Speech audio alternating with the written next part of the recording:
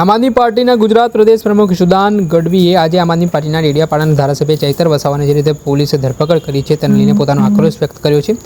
આજે નર્મદા જિલ્લામાં સંકલન મિટિંગ હતી ત્યારે તેમણે મિટિંગમાં મનેગા કૌભાંડ અને બીજા અનેક કૌભાંડો વિશે સવાલો પૂછતા ભાજપના કેટલાક નેતાઓ અને સભ્યોએ મિટિંગમાં અપેક્ષિત પણ નહોતા તે લોકો સાથે મળીને ચૂંટાયેલા આમ આદમી પાર્ટીના ધારાસભ્ય ચૈતર વસાવા સાથે હાથાપાઈ કર્યો તે પ્રકારના આરોપો પ્રદેશ પ્રમુખ ઈશુદાન ગઢવી લગાવી રહ્યા છે। તેઓનું કહેવું છે કે ચૈતર વસાવા ભ્રષ્ટાચાર વિરુદ્ધ અવાજ ના ઉઠાવે એટલા માટે ભાજપના લોકોએ મળીને એક જિલ્લા સંકલન મિટિંગમાં તેમના પર હલ્લાબોલ કરી રહ્યા। અત્યારે થઈ ગઈ જ્યારે ચૈતર વસાવાએ પોલીસ ફરિયાદ કરવા માટે પોલીસ સ્ટેશન ગયા ત્યારે ચૈતર વસાવાની ફરિયાદ લેવાની જગ્યાએ પોલીસે ભાજપના લોકો સાથે મળીને જાણે લોકતંત્રની હત્યા કરતા હોય તેમ આમ આદમી પાર્ટીના ધારાસભ્ય ચૈતર વસાવા ઉપર જ ખોટી એફઆઈઆર કરી દીધી।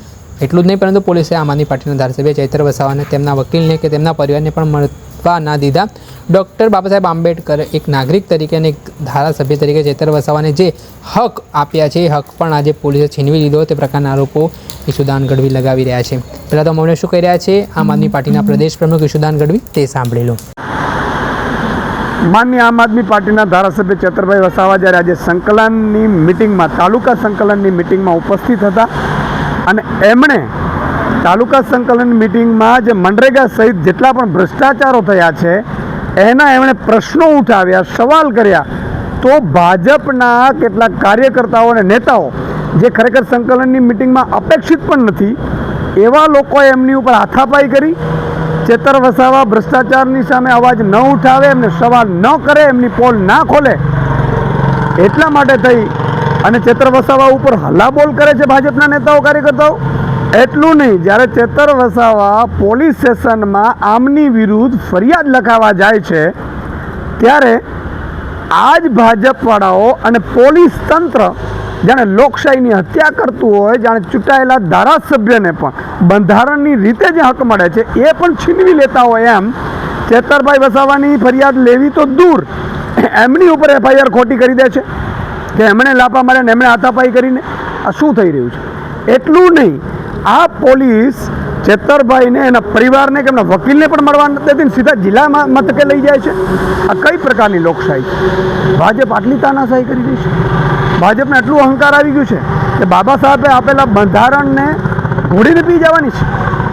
આ ખરેખર આ લોકતંત્ર છે કે ઠોકતંત્ર છે ખબર નથી પડતી। ચૈતરભાઈ વસાવાને અત્યારે મળવા દેવામાં નથી આવતા। ચૈતરભાઈ વસાવાને ક્યાં લઈ ગયા છે, કોની સાથે લઈ ગયા છે, એમને વકીલને પણ મળવાની છે। શું ભ્રષ્ટાચાર સામે અવાજ ઉઠાવો? આ ભાજપવાળાને જે કરોડો રૂપિયા મંત્રીઓના અને એના મળતિયાઓના ખુલ્લા પડ્યા છે ચૈતરભાઈ વસાવાએ, તો આ ચૈતરભાઈ વસાવા ઉપર તમે એફઆઈઆર કરશો, ખોટી રીતે એફઆઈઆર કરશો, એની લેવાને બદલે એમની એફઆઈઆર એના ઉપર કરશો। આ સદંતર વખોડી કાઢવા લાયક અને લોકતંત્રની હત્યા બરોબર છે। હું ડીજીપીને વિનંતી કરીશ કે બંધારણ રીતે ચાલે અને ચૈતરભાઈને તુરંત છોડી દેવામાં આવે। એટલું જ નહીં, ચૈતરભાઈએ જે ભાજપના નેતાઓ એમના ઉપર હુમલો કરે છે એમની ઉપર એફઆઈઆર લેવામાં આવે, એમની ઉપર તપાસ કરવામાં આવે અને યોગ્ય કાર્યવાહી કરવામાં આવે। સાથે જે ભ્રષ્ટાચાર થયા છે એ ભ્રષ્ટાચારની પણ યોગ્ય તપાસ થાય। હવે સાંભળ્યા આમ આદમી પાર્ટીના પ્રદેશ પ્રમુખ ઈશુદાન ગઢવી તેમનું જે કહેવું છે કે ભાજપમાં એટલું અહંકાર આવી ગયું છે કે બાબા સાહેબના બંધારણને આપેલા અધિકારોને પણ ઘોડીને પી ગયા છે। લોકતંત્ર છે કે પછી ઠોકતંત્ર છે? ચૈતર વસાવાને ક્યાં લઈ ગયા છે, કોની સાથે લઈ ગયા છે, હાલ તેની કોઈ જાણકારી વકીલને પણ નથી। આ સમગ્ર ઘટનામાં આમ આદમી પાર્ટીએ સખત શબ્દોમાં વખોડીને ડીજીપીને વિનંતી કરી છે કે પોલીસ તંત્ર બંધારણ પ્રમાણે ચાલે અને ધારાસભ્ય ચૈતર વસાવાને છોડી મૂકવામાં આવે। ત્યારે જોવાનું કે આ મામલાને લઈને કયા પ્રકારની કાર્યવાહી થાય છે।